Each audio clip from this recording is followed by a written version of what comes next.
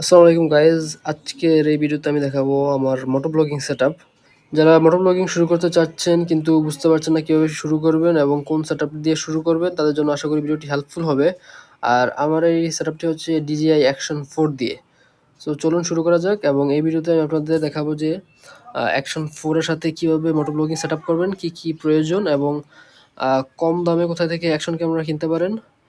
আমি আসলে second hand কিনেছি, সো সেই এক্সপিরিয়েন্সটাও শেয়ার করবো। সো চলুন শুরু করা যাক। সো মোটো ব্লগিংয়ের প্রথম যেই মোস্ট ইম্পর্টেন্ট যে জিনিসটা, সেটা হচ্ছে অ্যাকশন ক্যামেরা।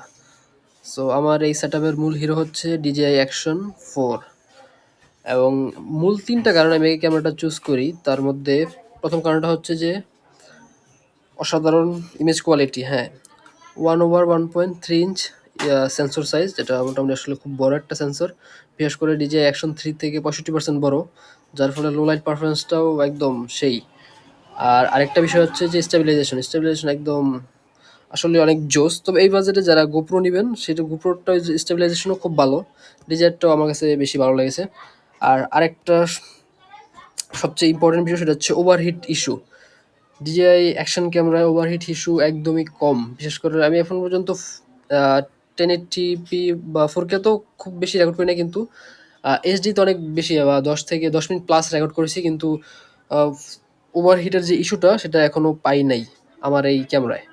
সো মূলত ওভারহিটের কারণে আমি গোপ্রো থেকে আসলে DJI অ্যাকশনটা আমার চয়েস লিস্টে রেখেছি। আর DJI-এর এই ক্যামেরাটা 2টা কনফিগারেশন হয়, একটা হচ্ছে স্ট্যান্ডার্ড প্যাকেজ আর একটা হচ্ছে অ্যাডভেঞ্চার কম্বো। সো আমারটা ছিল স্ট্যান্ডার্ড প্যাকেজের, সে কারণে আমি আসলে 2টা জিনিস পাই নাই। একটা হচ্ছে যে DJI একটা স্টিক থাকে, সেলফি স্টিক, আরেকটা হচ্ছে যে এক্সট্রা ব্যাটারি, 2টা ব্যাটারি এবং একটা চার্জিং হাব। সো ওই 2টা জিনিস আমি পাই নাই। আর এটার ব্যাটারি ব্যাকআপ সম্পর্কে যদি বলি, তাহলে খুবই ভালো ব্যাটারি ব্যাকআপ পাওয়া যায়। যদি 4K-তে রেকর্ড করি, তাহলে আমি এখনও 4K-তে তেমনভাবে রেকর্ড করি নাই, কিন্তু যদি করা হয় তাহলে মোটামুটি অ্যারাউন্ড একটা ব্যাটারি দিয়ে 40 to 60, ডিপেন্ড করে কত FPS রেকর্ড করতেছেন আর গরমের বা ওয়েদার কন্ডিশনের উপর। আর হচ্ছে যে যদি 1080p-তে রেকর্ড করেন, তাহলে খুব ইজিলি 70-80 মিনিটের মতো রেকর্ড করা যায় খুব ইজিলি। এই ছিল ক্যামেরা সম্পর্কে। এবার বলি যে আমার মাউন্ট সম্পর্কে। সো এই মাউন্টটা যেটা দেখতে পাচ্ছেন, এটা হচ্ছে আমি দারাজ থেকে অর্ডার করছি। এটার একটা সুবিধা আছে, একটা অসুবিধা আছে। মানে যেটা এটার সুবিধা, ওইটা এটার অসুবিধা। তো সুবিধাটা হচ্ছে যে এটা হচ্ছে যে কোনো লাগানোর জন্য কোনো আসলে গামের প্রয়োজন হয় না, গাম বা আঠা কিছু লাগে না। 2টা রিবন আছে, রিবন দিয়ে আপনি নিজে নিজেই লাগাইতে পারবেন। এটা হচ্ছে এটার সুবিধা, আর এটাই হচ্ছে এটার অসুবিধা। এটা অসুবিধা হচ্ছে যে খুব বেশি নাড়াচাড়া বা 1-2 বার ক্যামেরাটা ইউজ করলে দেখা যায় যে এই যে রিবনগুলো একটু লুজ হয়ে যায়। লুজ হয়ে গেলে ক্যামেরার অ্যাঙ্গেলটা আবার নড়বড়ে হয়ে যায়। মানে এটার সুবিধাটা, এটা অসুবিধা। ভাবতেছি এটাকে পার্মানেন্টলি আঠা বা গ্লু দিয়ে পার্মানেন্টলি লাগিয়ে ফেলবো। এরপরের ইম্পর্টেন্ট যেই দরকারি বিষয়, সেটা হচ্ছে অডিও বা মাইক্রোফোনটা। মাইক্রোফোনটা আসলে মোটর ব্লগিং সেটআপে খুবই গুরুত্বপূর্ণ, কারণ ক্লিয়ার অডিও না হলে মোটর ব্লগিংয়ের যে মূল মজাটা সেটা আসলে হয় না। সো গোপ্রো থেকে DJI-তে একটা সুবিধা হচ্ছে যে এখানে কোনো অ্যাডাপ্টারের প্রয়োজন হয় না বললেও ভুল হবে। তবে নর্মালি DJI-এর জন্য স্পেশালি কিছু সাপোর্টেড মাইক্রোফোন আছে, যেমন যে আমি যেটা ব্যবহার করছি সেটা হচ্ছে সানি লাইফের একটা মাইক্রোফোন। এটা সরাসরি সাপোর্ট করে, কোনো অ্যাডাপ্টারের প্রয়োজন হয় না। আবার কিছু কিছু ক্ষেত্রে দেখা গেছে যে আপনার যে Type-C to 3.5 mm একটা অ্যাডাপ্টারের প্রয়োজন হয়। ওই অ্যাডাপ্টারের দামও এত আহামরি বেশি না, গোপ্রোটার থেকে তো অনেক তুলনামূলক অনেক কম। 1.5 থেকে 2,000 টাকা ওইটা পাওয়া যায়। সো ওইটা যদি আপনি কিনেন, তাহলে যে কোনো 3.5 mm লেভেলের যত মাইক্রোফোন আছে সবগুলোই সাপোর্ট করবে। আর যদি সরাসরি Type-C মাইক্রোফোন চান, তাহলে হচ্ছে যে সানি লাইফের যে মাইক্রোফোন, যেটা আমি ইউজ করতেছি এবং মোটামুটি যারা DJI ব্যবহার করে সবাই ওইটাই ইউজ করে। বেশ ভালো অডিও কোয়ালিটি পাওয়া যায়, ওইটাই বেস্ট মাইক্রোফোনের জন্য। অ্যান্ড লাস্টলি আপনাদের যেটা দরকার হবে, সেটা হচ্ছে একটি SD কার্ড। আমি যে SD কার্ডটা ইউজ করতেছি সেটা হচ্ছে SanDisk Extreme Pro 128 GB-টা। সো এটা বেশ ভালো high speed SD card. And DJI Action 4, Action 3 এবং GoPro Hero 9, 10 প্রত্যেকটা অ্যাকশন ক্যামেরারই আলাদা আলাদা অ্যাকশন ক্যামেরারই তাদের সাপোর্টেড SD কার্ডের লিস্ট আছে। সুতরাং SD কার্ড কেনার আগে একটু সাবধান হয়ে লিস্টটা দেখে কিনবেন, তাহলে আসলে সাপোর্টের যে ইস্যুটা সেটা নিয়ে আসলে ভুগতে হবে না। মোট কথা একটু পাওয়ারফুল SD কার্ড লাগবে, এই আর কি। এই ছিল সেটআপ।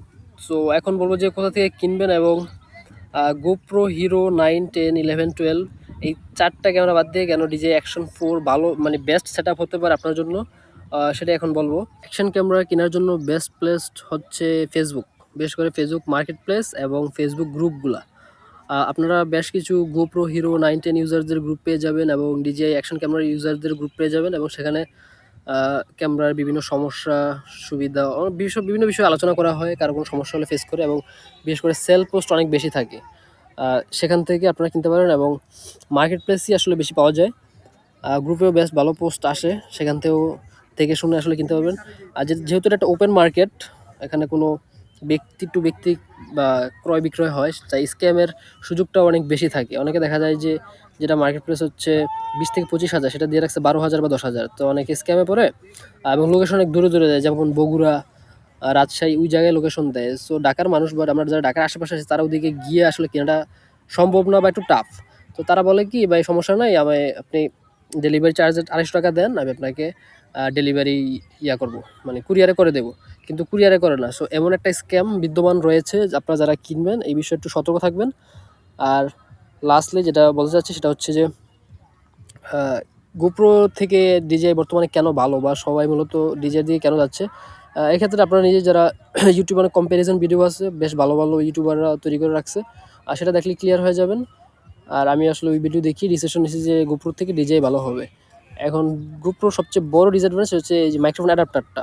ওই অ্যাডাপ্টারের দামে যদি নতুন কিনতে চান তাহলে দেখা যাচ্ছে যে 8 থেকে 9,000 বা 8,000 সামথিং করে, এবং সেকেন্ড হ্যান্ড মার্কেটে 5,000 টাকার মতো। তো ওই জিনিসটাই অনেক বড় একটা ফ্যাক্টর। আর তাছাড়া দেখা যাচ্ছে যে আপনি যেই টাকায় গোপ্রো হিরো 9 বা 10 পাচ্ছেন, ওই টাকায় বা একটু বেশি, যে যদি আমারটা বলি, আমারটা তো থাম্বনেল দেখে বুঝেই গেছেন। আমারটা ক্যামেরা, সাথে এসডি কার্ড, ব্যাটারি, আর হচ্ছে মাইক্রোফোন, এই তিনটা সহ আমি সেকেন্ড হ্যান্ড কিনেছি 22,500 টাকা দিয়ে। আর মাউন্টটা হচ্ছে দারাজ থেকে কিনেছি 200 টাকা দিয়ে, ডেলিভারি চার্জ সহ। সো টোটাল 23,000, একটু কম আমার খরচ পড়ছে। সো এই বাজেটে আপনি গোপ্রোতে গেলে বড় জোর গোপ্রো হিরো 10 পেয়ে যাবেন, বা পাওয়া মাইক্রোফোন অ্যাডাপ্টার সহ পাওয়া অনেক টাফ। কিন্তু ডিজিআইয়ের ক্ষেত্রে ডিজিআই 25,000-এর আশেপাশে আপনি ইজিলি একটা অ্যাকশন 4 পেয়ে যাবেন। আর একটু বেশি বাজেট করলে তাহলে অ্যাডভেঞ্চার কম্বোটাও পেতে পারেন।